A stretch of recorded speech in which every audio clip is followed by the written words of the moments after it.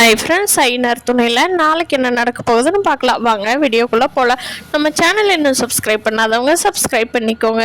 பேரனுக்கு யாருக்கிட்ட புலம்புறதுன்னு தெரியாமல் அனீஸ் வீட்டுக்கு போய் புலம்புறப்போ அனீஸ் சொல்கிறாரு, பையா ஒரு பொண்ணுக்கு அவளோட பர்சனலை வெளியில் சொல்லிட்டா எவ்வளோ கஷ்டமாக இருக்கும்.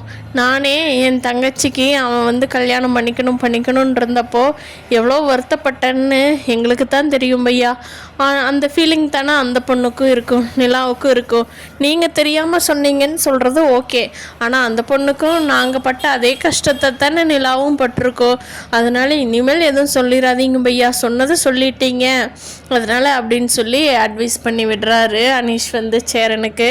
காலையில் நிலா சோழன் நிம்மதியாக பதில் சொன்னதுனால தூங்கி எந்திரிச்சு ஆஃபீஸ் கிளம்பி போகிறீங்களா அப்படின்னு சொல்லி சோழன் கேட்குறாரு. அப்போ நிலா ஆமாங்க போய் தானே ஆகணும் அப்படிங்கிறாரு.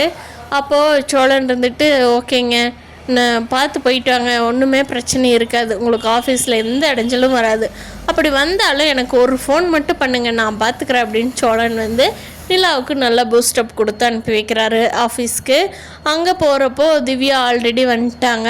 நிலாவும் போய் உட்காந்து அவங்க வேலையை ஸ்டார்ட் பண்ணலான்ட்டு பண்ணுறப்போ திவ்யா கேட்குறாங்க, என்னடி என்ன சொன்னார் ராகவ் நேற்று, ஏதோ ஒரு புது ப்ராஜெக்ட்னு சொன்னார், அந்த டீட்டெயில் எனக்கு சொல்லுடி அப்படின்னு சொல்லி கேட்குறாங்க.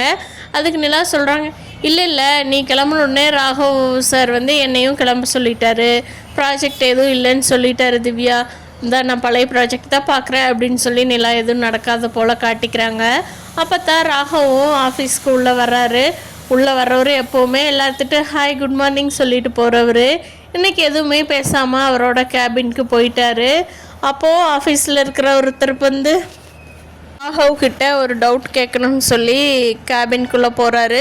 பார்த்தா ராகவுக்கு முகத்தில் அங்கங்கே வீங்கிருக்கு, காயம்பட்டுருக்கு. ஐயோ சார், ராகவ் சார் என்னாச்சு அப்படின்னு சொல்லி கேட்குறாங்க. அப்போ ராகவ் இல்லை நான் ஸ்டெப்பில் இருந்து கீழே விழுந்துட்டேன் தவறி, அதனால தான் வேற ஒன்றும் இல்லை அப்படின்னு சொல்கிறாரு.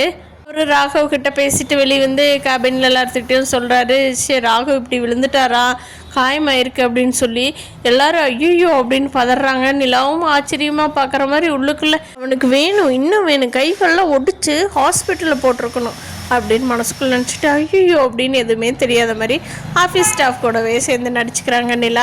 நிலாவோட ஃப்யூச்சர் வேலை விஷயமா எப்படி போகும், ராகவ் எப்படி டீல் பண்ண போகிறாரு, நிலாவுக்கு கண்டிப்பாக ஏதோ ஒரு இடைஞ்சல் கொடுக்கணும்னு நினைப்பாரு.